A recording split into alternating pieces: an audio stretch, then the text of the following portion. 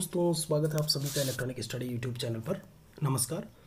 आज के अपने इस वीडियो में हम बात करने वाले हैं आपके बीटीसी या डीएलएड थर्ड सेमेस्टर से मैथमेटिक्स, जी हाँ, गणित को लेकर के। तो अभी तक हमने जो है भाग संख्या 3 तक हम बात किए थे। लगभग काफ़ी डेज हो गए जो है वीडियोज़ अभी मैथमेटिक्स के अपलोड मैंने नहीं किए थे। यहाँ पर पूरी कोशिश है कि मैथमेटिक्स के वीडियोज़ जो है और रेस्ट ऑफ दिस सब्जेक्ट से खासकर यही गणित को लेकर के आपको जो है प्रॉपरली मिलते रहें। तो दोस्तों, आज हम बात करने वाले पूरी तरीके से वाह्य और मध्य पदों के समानुपात के मध्य संबंध क्या कुछ देखने को मिलते हैं। यानी कि अगर आप इसको इंग्लिश में थोड़ा सा डिफाइन बोलें तो relation between product of external and middle term in proportional terms, उसको लेकर के हम बात करने वाले हैं। तो आपने देखा होगा आपके क्वेश्चन पेपर में कभी कभी दे देता है कि मध्यानुपात निकालिए, तृतीयानुपात क्या होगा, चतुर्थानुपात क्या होगा। उसी के बारे में पूरी तरीके से आज अपने इस वीडियो में हम बात करने वाले हैं। वीडियो में अंत तक बने रहिएगा। अलग से प्लेलिस्ट बनी हुई है गणित डीएलएड थर्ड सेमेस्टर की, ठीक है। वहाँ पर आप देख सकते हो हिंदी का कोर्स जो है वो अनअकैडमी पर अवेलेबल हो गया है। आप लोग वहाँ से जाकर के हिंदी पढ़ सकते हो, ठीक है। 5 सब्जेक्ट्स मैंने वहाँ पर शुरू कर दिए हैं। संस्कृत और गणित यहाँ पर फिलहाल चल रहा है। तो दोस्तों, यहाँ पर सबसे पहले अगर मैं बात करूँ वाह्य और मध्य पदों के समानुपात के मध्य संबंध को लेकर के, तो आप कंसिडर कर लीजिए, माना कोई पद, यहाँ पर ध्यान दीजिएगा, थोड़ा सा मैं इसको कम कर लेता हूँ, ठीक है, ओके। यहाँ पे तो इसमें लिखा हुआ है कि माना कोई पद जो है आपका क्या है, ए बी सी डी है, ठीक है, और क्या है, समानुपात में है। तब आप क्या करोगे, क्या है, ए बी सी डी हैं जो कि समानुपात में दिए हुए हैं। तो ऐसे में आपको क्या करना होगा, ध्यान दीजिएगा। इसको तो वो मैं पढ़ा चुका हूँ और पढ़ करके भी आया हूँ कि आप कैसे लिखते हो, A:B, और यहाँ पर ये इक्वल का साइन होता है आपका एक तरीके से, यह समानुपात को बताता है C:D। आप ऐसे लिखते हो ना, या फिर आप इसको कैसे लिख सकते हो, A:B में इक्वल टू C:D के अनुपात में, या फिर आप इसको A/B is equal to C/D भी लिख सकते हो। मतलब आप कई तरीके से इसको लिख सकते हो। यहाँ पर फिलहाल मैंने 2 तरीके से बताए हैं, पहला ये है, दूसरा ये है, ठीक है। ये तो तरीका हो गया कि समानुपात में है तो इनको आप ऐसे लिखोगे। अब बात कर लेते हैं, ध्यान दीजिएगा। यहाँ पर अब क्या करना है आपको, लिखा हुआ है इसमें देखिएगा A:B और फिर वही इक्वल वाला साइन, समानुपात का साइन, C:D। दोस्तों, मध्य पद क्या होता है, जो मध्य में हो, जो बीच में हो।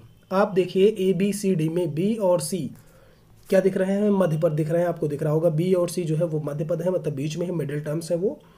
जब आपसे वाह्य पद की बात की जाए, यानी कि एक्सटर्नल टर्म्स को लेकर के बात की जाए, तो वो है A और D जो बाहर की तरफ दिख रहे हैं। अंदर कौन है, B और C है। इतना तो आपको क्लियर हो गया होगा, ठीक है, कि बाहर कौन है और अंदर कौन है। अर्थात मैंने अलग से भी लिख दिया है, मध्य पद क्या है, इसमें B और C दिए हुए हैं, वाह्य पद क्या है आपका, A और D दिया हुआ है। आगे देख लेते हैं इसमें। तो इन पदों के बीच में संबंध निम्न होगा। वाह्य पदों का गुणनफल इक्वल टू होता है मध्य पदों का गुणनफल। वो कैसे, आप ऐसे ही तो लिख दो, A/B is equal to C/D। गुणा कर दीजिए तिर्यक इनका। जब तिर्यक को गुणा करेंगे तो क्या आएगा, यही तो लिख करके आएगा आपका ये। और इसमें क्या है, जो A/D is equal to B/C, तो AD क्या है आपका, वाह्य पद है, वही मैंने यहाँ शब्दों में लिख दिया है। B और C क्या है, मध्य पद है, तो मैंने मध्य पदों का गुणनफल लिख दिया है। चीज़ें वही हैं आपकी, थोड़ा सा इन्होंने अलग से उसको आपका तो इलाबोरेट कर दिया है, आपका शब्दों में लिख दिया है। आगे देख लेते हैं।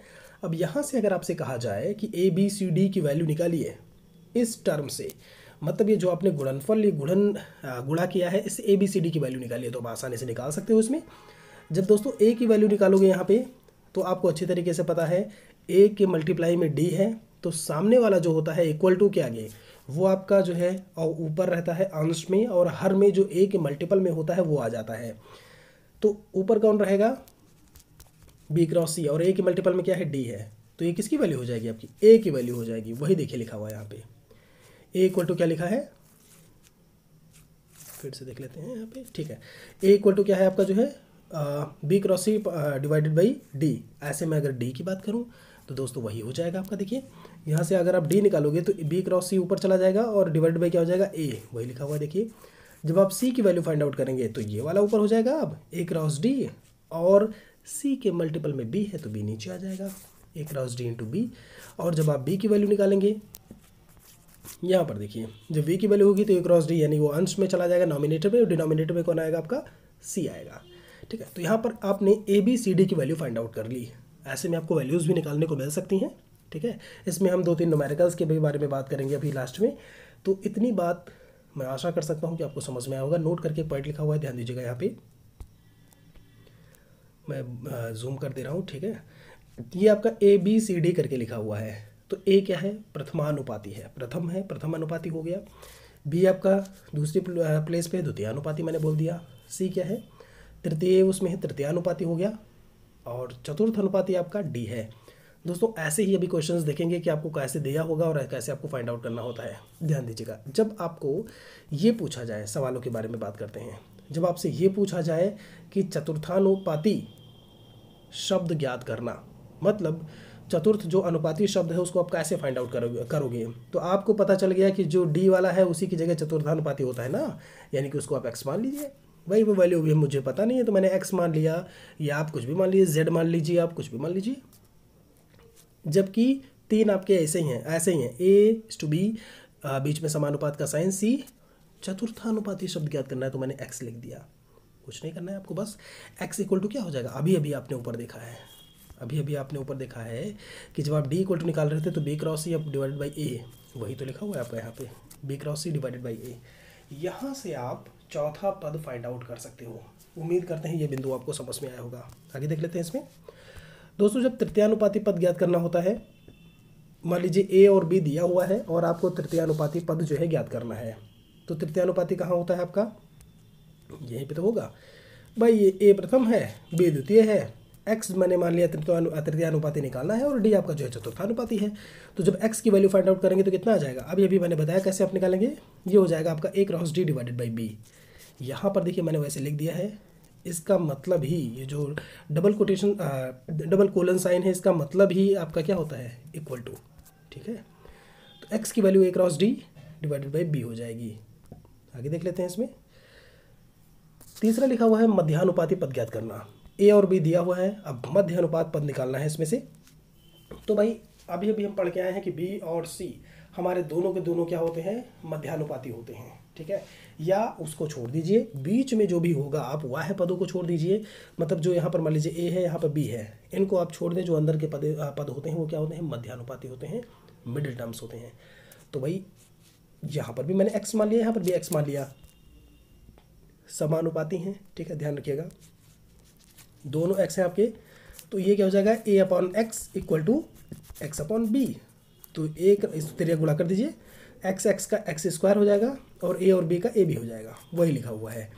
अब आप x की वैल्यू निकालेंगे तो यहाँ पर रूट लग जाएगा, A भी हो जाएगा। आपको तो ये पता होगा ना, जब x² इक्वल टू मान लीजिए यहाँ पर 16 लिखा है तो x इक्वल टू रूट में 16 हो जाएगा और यहाँ पर 4 आंसर आ जाएगा। ठीक है, ये बात हो गई। यहाँ पर नोट करके कुछ बिंदु लिखे हैं मित्रों, बात कर लेते हैं इनको थोड़ा सा। इसमें लिखा है A/B का वर्गानुपात क्या होगा? A²/B²। AB का जब आप घनानुपात की बात करोगे A³ हो जाएगा। A/B का जब वर्गमूलानुपात, ध्यान दीजिएगा, वर्गानुपात A²/B² है, वर्गमूलानुपात क्या हो जाएगा आपका? √A/√B। वहीं घनानुपात A³ होता है, जबकि घन मूलानुपात क्या हो जाएगा? यहाँ पर आप देखिए ऊपर 3 लगा हुआ है। ठीक है, चूंकि आप घनमूल निकाल रहे हो चीज़ का, किसका? A का और B का। ठीक है, तो कुछ इस तरीके से आपको देखने को मिलेगा। इतनी बातें आपको जो है अच्छे से समझ में आई होंगी। अब यहाँ पर देखिए दिया हुआ है आपका कुछ प्रश्नावली और कुछ क्वेश्चंस, इनको हम थोड़ा सा सॉल्व कर लेते हैं यहाँ पे। ठीक है, तो देखते हैं इसमें आपका, ध्यान दीजिएगा, लिखा हुआ है पहला सवाल कि संख्याएं 4, 16, 64, मैं इसी की बात कर रहा हूँ, समानुपात में हैं या नहीं है। तो आप इसको क्या करिएगा? पहले डिवाइड वाले उसमें बटे में लिख लीजिए जो है 4:16, बीच में साइन है आपका इक्वल का, 16:64, या आप इसको आप ऐसे लिख सकते हो, 13 गुणा कर दीजिए। जब आप 4 को 64 से गुणा करेंगे 256 आएगा। 64 चौका 256 होता है, 16 16 भी 256 होता है।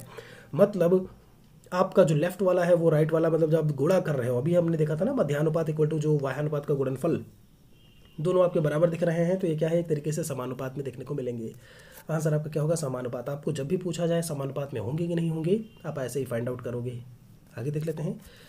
दूसरा सवाल लिखा हुआ है इसमें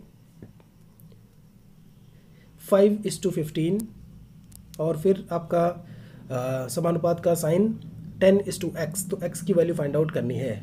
बटे में लिख लीजिए इसको, 5/15 इक्वल टू 10/x हो जाएगा। तेरे गुणा कर दीजिए, 5 का x के साथ में मल्टीप्लाई होगा और 10 का 15 के साथ में होगा। तो 15 × 10, 15 धामा 150, ठीक है। और आपका 5 × x 5x हो जाएगा। x की वैल्यू क्या हो जाएगी, 150 डिवाइडेड बाई 5, 5 × 3 15, ये 30 जो है x की वैल्यू आ जाएगी, वो आपका आंसर हो जाएगा। ये बहुत इंपॉर्टेंट क्वेश्चन है।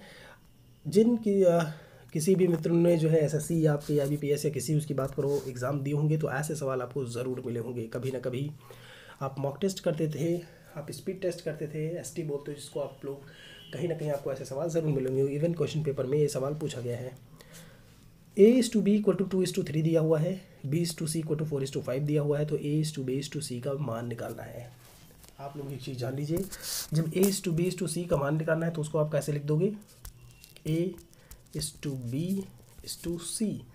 A:B का वैल्यू कितना दिया है, 2:3, यही तो है। और उसके बाद B:C कितना दिया है आपका, 4:5। यहाँ पे दोस्तों जब आप ABC की वैल्यू फाइंड आउट करनी होती है आपको, तो ध्यान दीजिएगा, ये कितना था 2:3, यहाँ पर मैं फिर से लिखे दे रहा हूँ, और यहाँ पर लिखे दे रहा हूँ 4:5। यहाँ पर है आपका AB और यहाँ पर आपका C दिया हुआ है, ठीक है। अब इसमें ABC यही तो अनुपात निकालना है आपको, A:B:C। करना क्या होता है, आपको इस y जो टर्म लिखे हुए हैं, जो डिजिट्स हैं, उनको आप मल्टीप्लाई कर दीजिए, तो 4 दूनी कितना हुआ, 8 हो गया। जो अंदर वाले हैं इनको 4 को 3 से मल्टीप्लाई कर दीजिए, 4 3 12 हो गया। फिर इस 2 का साइन लगा दीजिए। अब जो बाहर बाहर हैं 3 का 5 से, ठीक है, ये वाला 3 जो आपका है इसका किससे हो जाएगा, 5 से हो जाएगा, 5 3 15। दोस्तों यही लिखा हुआ है, आप ध्यान से देखिए। यहाँ पर मैंने बता दिया है कि आप मल्टीप्लाई करोगे कैसे, ठीक है।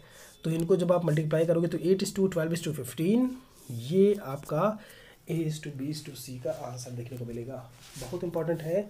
और आपको अभी तो यहाँ पर 2 ही हैं, A:B:C:D, इतने तक के पूछे जाते हैं, ठीक है। तो आगामी जो वीडियो होगा उसमें हम लेकर के इनको भी बात करेंगे। दोस्तों अनअकैडमी पर जा करके आप मुझे फॉलो कर सकते हैं। जो नया कोर्स है वहाँ पर, इसके लिए आपको करना क्या होगा, गूगल प्ले स्टोर से अनअकैडमी लर्निंग एप्लीकेशन डाउनलोड करना है। महेश मिश्रा नाम से आप सर्च एजुकेटर में मुझे सर्च करिएगा। यहाँ पर फॉलो बटन, ऐसे कुछ आपको लेआउट देखने को मिलेगा। फॉलो पे आपको क्लिक करना है, जैसे आप यूट्यूब चैनल्स को सब्सक्राइब करते हो, रेड बेल आइकन दबाते हो, वहाँ पर आपको फॉलो करना है। अगर आप मुझे फॉलो करते हैं तो आपको नोटिफिकेशन मिलती रहेगी जो भी वीडियोस रिलेशंस में अपलोड करूँगा। तो अनअकैडमी ज्वाइन करें आज ही आकर के।